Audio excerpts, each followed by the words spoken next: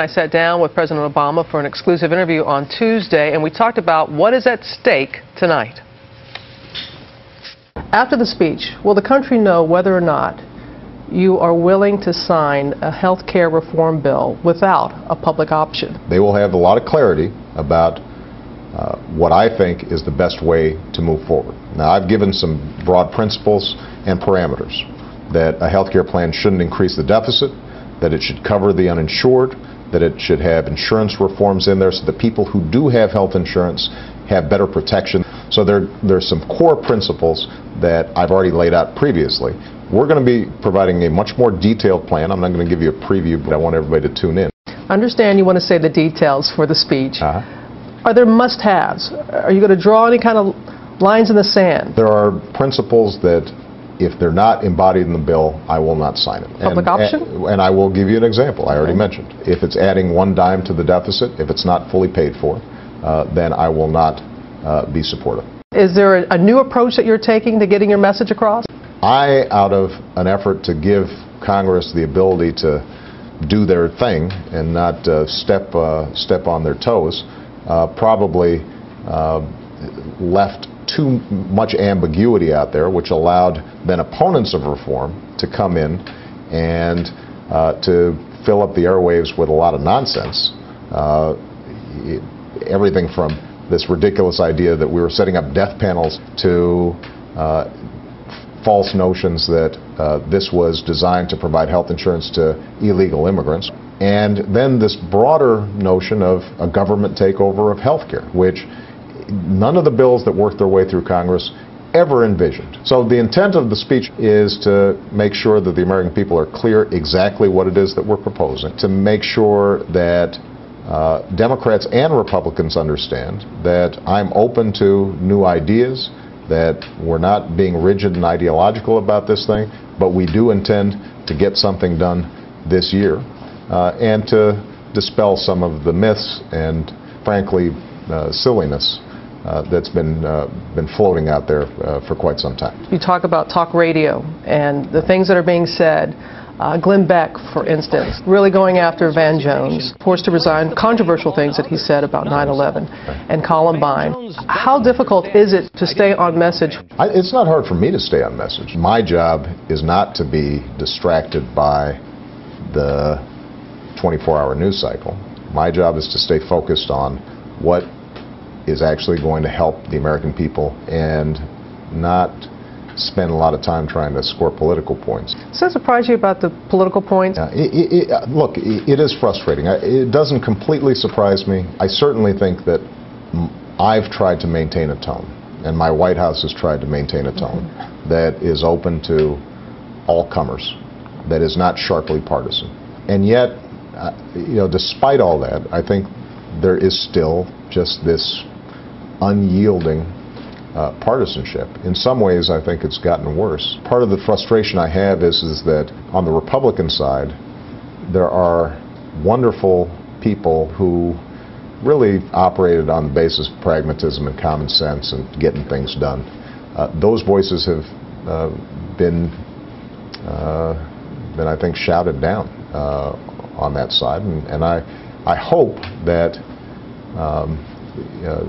that the Republican Party can rediscover that voice. I think they'll find that they'll have a partner in the White House on a whole range of issues.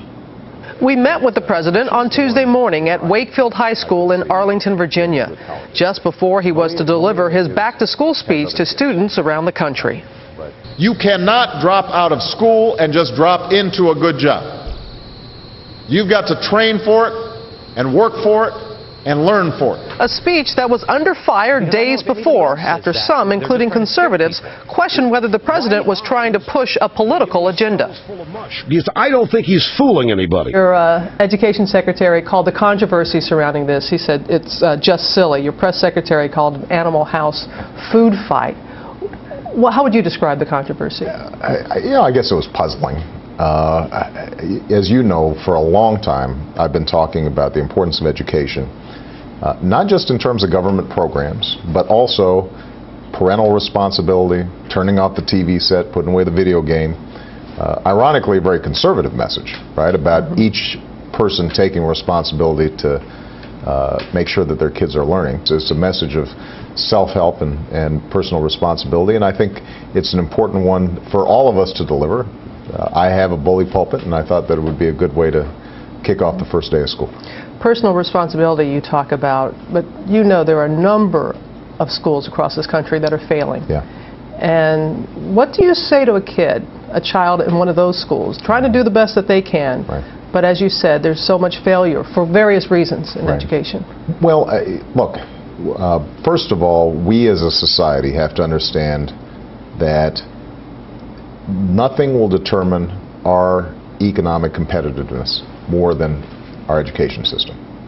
Everything else pales in comparison. If we've got the best trained workers, if we've got the best scientists, the best engineers, the best technicians, then we are going to succeed. And if we don't, we won't. So we all have a vested interest in this, and that's why, you know, in my budget, in the Recovery Act, across the board, we've been trying to make sure that we're putting money in there to save the jobs of teachers who are in danger of being laid off in this recession, making sure that we're training the very best teachers to fill slots in the classroom, making sure that we've got schools that are up to snuff, and those things are all important. But you're absolutely right that there are going to be some schools that need some extraordinary help, and there's no silver bullet. It's going to be a long slog, and my message to kids in those schools is hang in there. Help's on the way, but in the meantime, even in the worst and most difficult situations, if you apply yourself, you can find some help and you can succeed.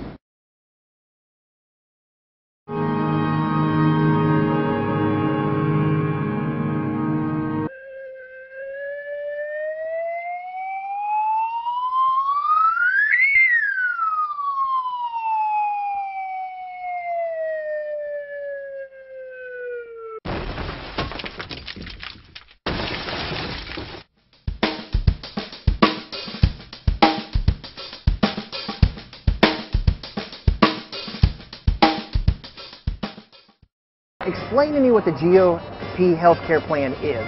Basically, it'll remain somewhat of the same. The GOP plan for health care? I really don't. I think more, I can't think of it. What do you do with all the uninsured people in the country? I know there's a good portion of those millions is illegal aliens, and I don't have specific answers on how to deal with the illegal aliens.